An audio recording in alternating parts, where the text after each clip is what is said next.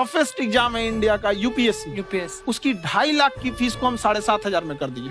और सेम बहुत बढ़िया, वेरी गुड। और इंडिया के सबसे बेस्ट टीचर के साथ जो भी हैं वो अपने सब्जेक्ट में उससे बेस्ट इंडिया में कोई नहीं। और इतना के बावजूद ऐसे हम लोग को लगता होगा 7,500 बहुत कम है। एक लड़की ने कहा कि सर शाम वाले बैच को ना मॉर्निंग में कर दीजिए। हम कहे बाबू तो इतना सबके इंडिविजुअल से तो बैच ट्रांसफर नहीं, तो क्या प्रॉब्लम है? उसने कहा ना शाम में हमको दूसरे के यहाँ बर्तन मांजने जाना होता है। तो हम लोग को लगता है कि जितना ये तकलीफ इससे कई गुना ज्यादा है। और कई बार तो ऐसा लगता है कि वो भी ना ले। एक लड़का बेचारा नदी से बालू निकालता था और वो बालू को भरता था, फिर नाव बालू को किनारे लेके बेचती थी और वो बालू भरता था, उससे मेरी फीस ले आया। हमारा हाथ कांप गया, हम कैसे फीस ले लेंगे यहाँ पर। बहुत बढ़िया। उसी दिन हमने ये प्रण लिया था कि भारत का कोई भी बच्चा उसके सफलता में पैसा उसकी बाधा नहीं बनेगी, चाहे उसको जितना भी पढ़ना रहे यहाँ पर। क्या बात। और अर्चना जी, मैं इनके बारे में एक बात, खान सर आपके बारे में मैं एक बात कहना चाहता हूँ। इनका जो स्टार्टअप है ये बूटस्ट्रैप्ड है। अच्छा। मैं साधारण भाषा में बता देता हूँ, ये सेल्फ फंडेड है। इन्होंने अभी तक किसी और से पैसा नहीं लिया है। ये इन्वेस्टर के पैसे से नहीं, इन्होंने खुद इसको बिल्ड किया है। और बल्कि इतना स्ट्रॉन्ग स्टार्टअप है ये कि मैं कहूंगा कि अगर इन्वेस्टर्स को इन्वेस्ट करना हो तो मैं एंडोर्स करता हूँ ऐसे स्टार्टअप्स को। यही सब चीजों को देखते हुए कई लोगों ने धमकी भी दिया था वहां पर। अच्छा। और उसके बाद बम चला दिए और 7-8 बम चला दिए और कुछ ब्लास्ट हुआ। एक बेचारा नया लड़का आया था एडमिशन लेने के लिए, उसकी स्कूटी उड़ा दिया। वो आया था, कहा कि सर हम तो पढ़ने आए थे, हमारा स्कूटी उड़ गया। हमारी ऑफिस उड़ा दिए सब। एक तो पास में आके गिरा और नहीं फटा।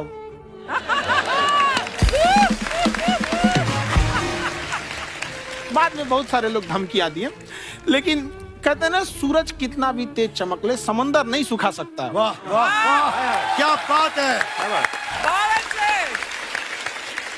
मैम एक्चुअली ये फीस कम करने का एक और रीजन है। 2.5 लाख 3 लाख की जो फीस में सब लोग पढ़ाई अफोर्ड नहीं कर पाते। इसलिए वो कुछ ही लोग अफोर्ड कर पाते, तो उनका मेंटल लेवल तो बहुत ऊपर चला जाता है। लेकिन एक पूरे देश का मेंटल लेवल थोड़ा सा स्टेबल नहीं हो पाता। तो जब फीस कम रहेगी तो हर वो लड़का तैयारी करने के लिए आगे आएगा जिसका सपना है देश के लिए कुछ करने का। सीटें लिमिटेड हैं, उन्हें को मिलेगी, लेकिन जिन्हें नहीं मिलेगी उसे मिलेगा देश का एक जिम्मेदार नागरिक। तो इस देश को बताओ क्या बात। हम लोग विश्व गुरु कहे जाते थे, क्यों? क्योंकि दुनिया से लोग हमारे यहाँ पढ़ने आए थे। चाइना से ह्वेनसांग आया, फायान आया, आज कोई नहीं आता है। हम लोग का उद्देश्य एक समय आएगा जो फिर आएंगे यहाँ पढ़ने के लिए। क्या बात है। पर आप देखो अर्चना जी, सबसे ज्यादा आईपीएस आईएएस बिहार से निकलते हैं। आप देखो पढ़ाई लिखाई में पॉलिटिशियन बहुत बड़े बड़े निकले हैं। अब तो ऐसा नहीं है, ऑप्शन भी नहीं है वहाँ पे, इंडस्ट्री नहीं है, खेती करेगा तो कोई खास वो नहीं रहे, ऑप्शन भी नहीं है। सही बात है। बिहार की मिट्टी में एक चीज है, जिद तो बहुत जबरदस्त है। कुछ भी नहीं रहेगा तो सब कुछ पाने का उसको जिद रहेगा, करके भी दिखा देगा। वहाँ पे कर देंगे हम यहाँ पे। विवेक सर, आपके बारे में हमने सुना एक बार आप संन्यास लेने चले गए थे। कौन वापस लेके आया आपको? फिर कहाँ तक पहुँच गए थे आप? नहीं, मैं एमबीए की पढ़ाई के बाद मैं ये सोचा था कि अपना जीवन भगवान की सेवा में समर्पित कर दूं। अच्छा। बहुत साल मैं वृंदावन में रहा था और गुरुकुल में रहा था।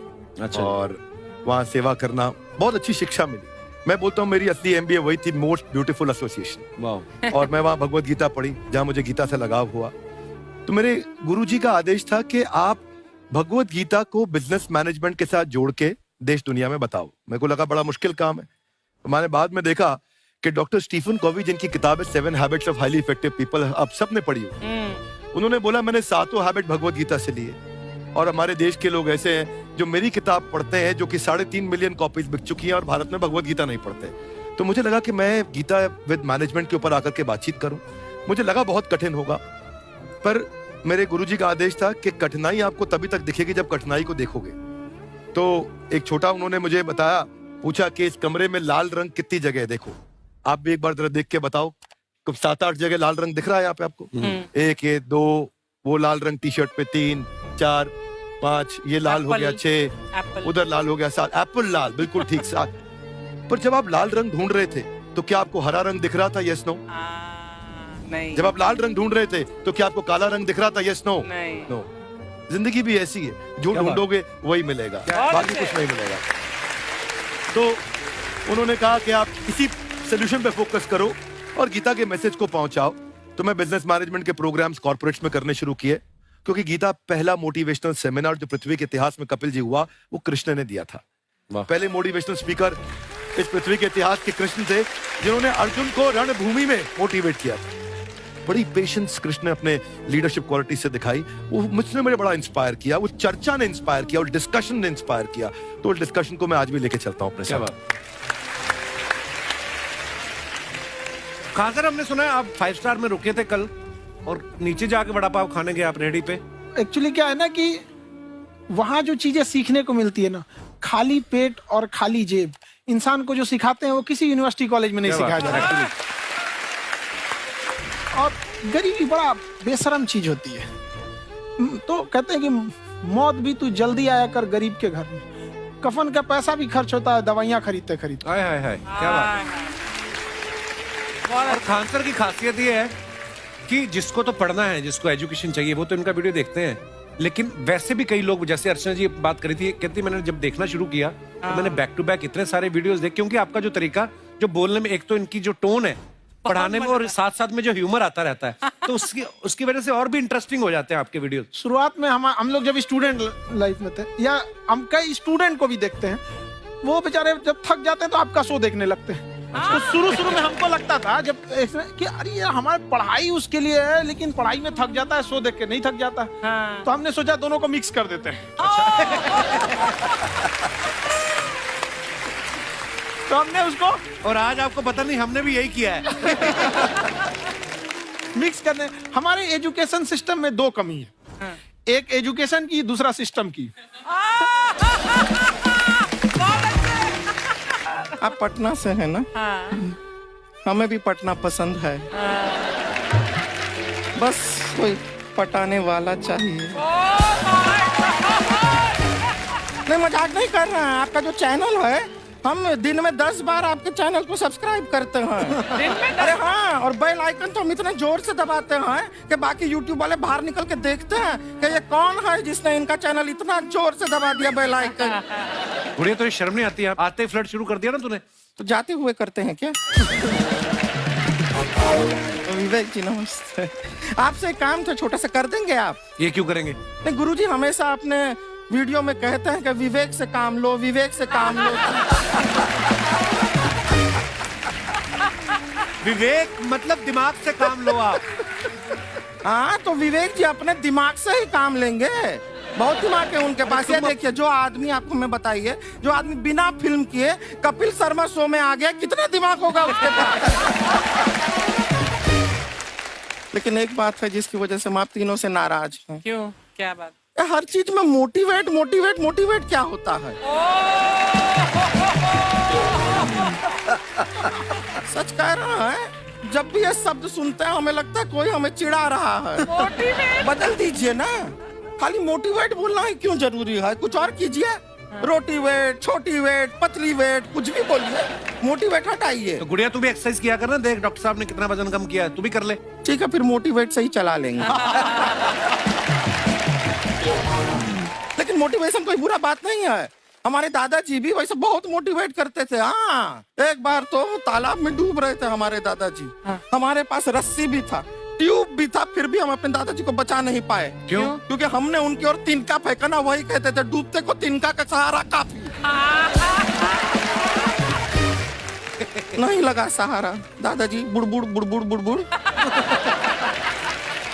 गुड़िया, तू क्या करने आई इधर? अरे हाँ, हम क्या करने आए हैं पूछना था सर। खान सर, ये जो हमारा एक चाचा का लड़का है, उसको क्या है, थोड़ा पढ़ाई में प्रॉब्लम हो रहा है। तो 12वीं का पढ़ाई आप उसको अच्छी तरह करवा के 12वीं पास करवा देंगे आप?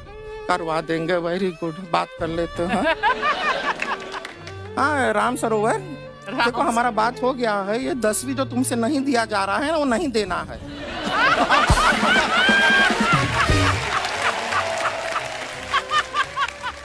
टेंशन नहीं है, 10वीं का खान सर से बात हुआ, ये सीधा 12वीं पढ़ा के पास कर देंगे। अरे ऐसे नहीं होता, पहले 10वीं पास करनी पड़ेगी, फिर 12वीं होगी ना। ऐसा कोई जरूरी नहीं है ये सीक्वेंस। हमारे मौसा जी थे, उनसे ना 10वीं हुई ना 12वीं हुई, अभी 3 दिन पहले सीधा उनकी 13वीं हुई। एक्चुअली क्या है, पढ़ाई लिखाई का हमको बहुत ज्यादा नॉलेज है नहीं, गांव में पढ़े हैं ना सर। स्कूल कहाँ होते थे अर्चना जी, गांव में स्कूल नहीं था, पेड़ के नीचे पढ़ते थे हम। यहाँ तक कि हमारे पास ब्लैक बोर्ड भी नहीं था, हमारे मोहल्ले की जो भैंसिया थी उसको खड़ा करके टीचर उसके ऊपर लिख के पढ़ाती थी। मजाक नहीं कर रहे हैं। और आप तो समझ रहे हैं, अभी ब्लैक बोर्ड की एक अटैच डस्टर था बैक बोर्ड का, समझ रहे हैं ऐसा, वो पीछे से आता था, लिखा हुआ मिटाता था और चला जाता था। ये तो कुछ भी नहीं है। एक बार क्या हुआ, हमारा स्कूल शुरू हुआ, शुरू होते ही 2 महीने के लिए छुट्टियां हो गई। क्यों? ब्लैक बोर्ड ने पछड़ा दिया था ना। तो वैसे आप लोग ना इतने ज्ञानी हैं, सब कुछ जानते हैं, आपसे एक टेक्निकल सवाल पूछे। एक बार ना 4 दोस्त थे, 4 दोस्त, साम दाम दंड भेद। वो डिसाइड करते हैं कि चलो एक गेम खेलते हैं, तो टीम्स बनाते हैं। तो साम दाम ने एक टीम बनाया। इस पे भेद को बहुत गुस्सा आया, पता है क्यों? क्यों? क्योंकि भेद को दंड मिलाना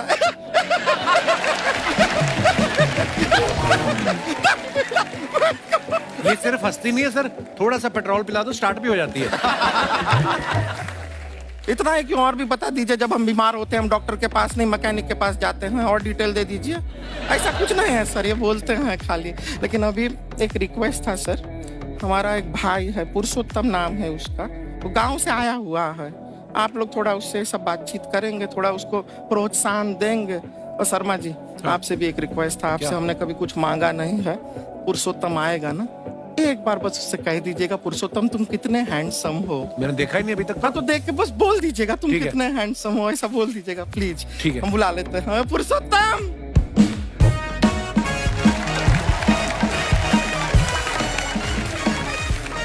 ये पुरुषोत्तम है। वाह, तेरा भाई बड़ा हैंडसम है।